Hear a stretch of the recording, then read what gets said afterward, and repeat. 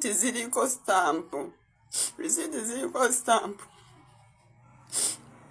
Oyo simanya Santos n'essaawa zino nkyamukubira essimu zange tazikwata. Wabula wengenda ku kampani kyanyamba mpa emitwalo 2 mbu gya transport nzireyo. Naye wenkuba ku simu tazikwata. Stamp zizino. Stamp zizino. Risiti ndozo ogiraba. Stamp yiyo. Stamp yiyo ng'eriko nga Santos mwennyini asayiningako bibino. Santos njagala sente zange. Risiti zizino zonna ziriko stamp. Lwaki munkabya ku sente zange? Lwaki munkabya Santos? Njagala sente zange. Banaye muntagingireko Sozo.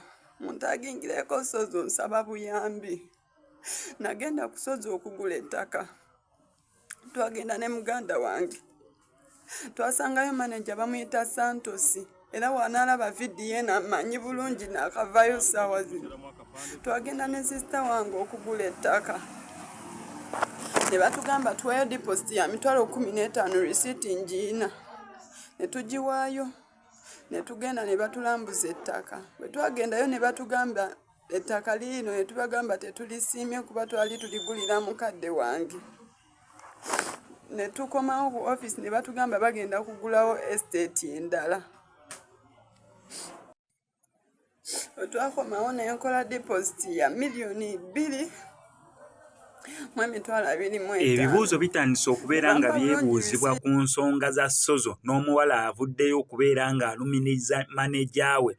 Tavuddeyo kulumiriza Sozo. However, Sozo ye boss naye ali mu kubeera ng'alumiriza manager wa Sozo awo ku Sozo okubeera nga yamuggyako ssente mu lukujjukujju kubanga kati omusango we tuli mu kubeera nga tugutwala oba si kyekyo nga baamufera. Omuwala ono ali mu kubeera ng'ategeeza eggwanga nti yagendawo ng'ayagala okubeera ng'agula ettaka naye yasangawo manager amannya agoogera. Risiiti ali mu kubeera ng'aziraga kwe yagulira. Risiiti ziriko ne stamp byonna obujulizi obulaga mbu ssente yazituusaayo mweno kampani zituusaayo. However, balemereddwa okubeera nga bamuwa kiki yali ayagala okubeera ng'agula ne ssente balemereddwa okubeera nga bazimuddiza. Abantu bali mu kubeera nga beewuuza kituufu omuwala byayogera bituufu okusinziira ku njogera gy'ayogera alaganga bituufu. However, tekigana abantu bamu kuteekawo mbeera mbu oba ayagala kubeera ng'ayonoona linnya lya Sozo oba waliwo ensonga endala oba bantu bamufera byonna. Sooka olaba akatambi kano n'otuddirawo mu comment section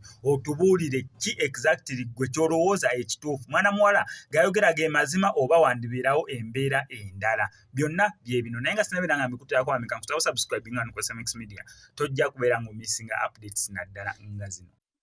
Banaye muntagingireko Sozo. Nsaba buyambi.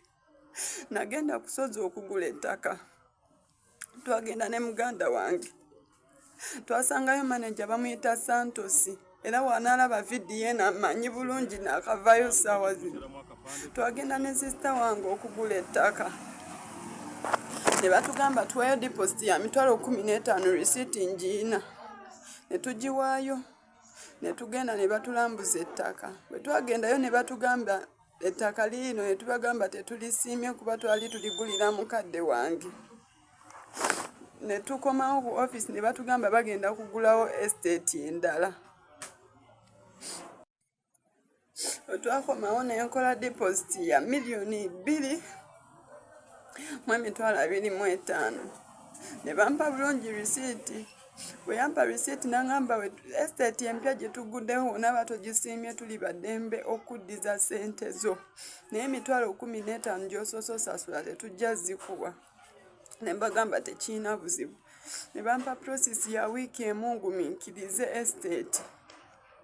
Ne ninda wiiki emu negenda mu y'okubiri negenda mu y'okusatu ne guwera omwezi. Ne tutandika okuba ku namba ya Santos manager nga tatukwata. Ne tukuba nga tatukwata.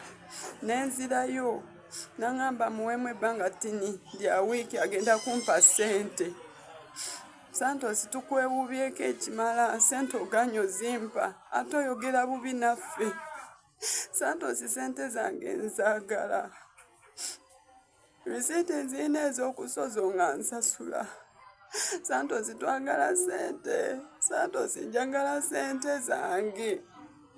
Sawa zino twakavaayo naze sawa 10 n'otutuuza.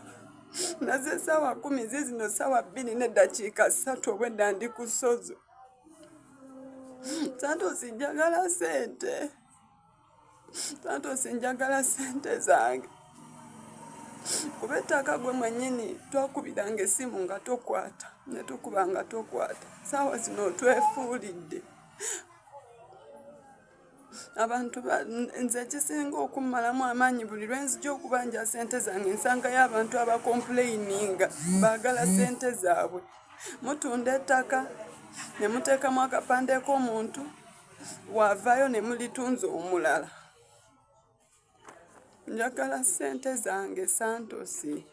Risiiti nzirina. Bannange aba TikTok munyambe. Santos njagala